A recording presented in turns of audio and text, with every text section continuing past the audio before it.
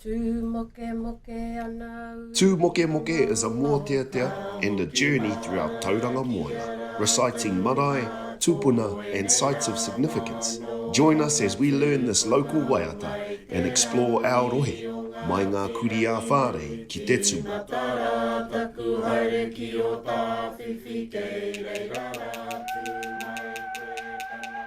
E tū ana au ki te tautai a tōku nei ngā tapu o maua.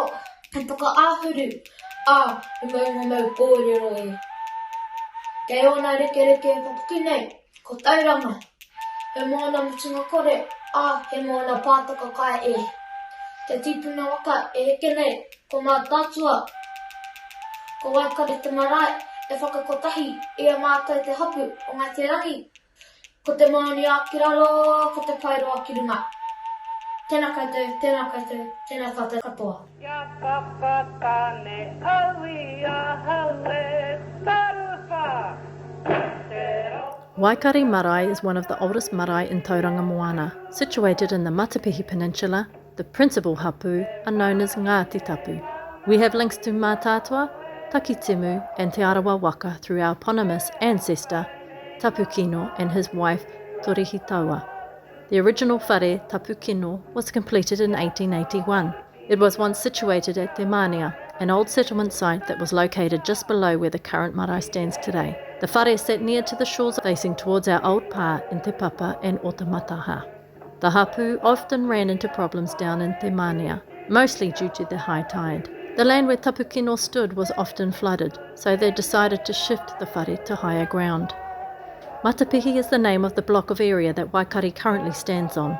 There are different versions to the origin of the name WAIKARI, but one version is Te Karikari o Te Wai, the sound of the ripples upon the waters of Waipu, where they could hear from Te Mānia.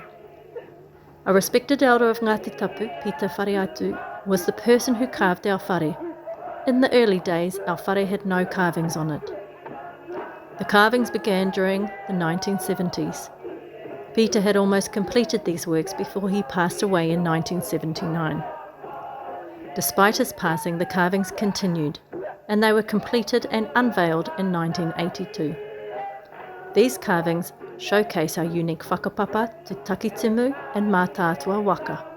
Kahu Moeangi, the mother to Tapu Kino, is the name of our whare kai. The Paipai Tapu Tākoro, who is grandson to Tapu Kino's daughter Waimahi, and also the whare ruruhau manuhiri is Tūkere, who is Tākoro's son.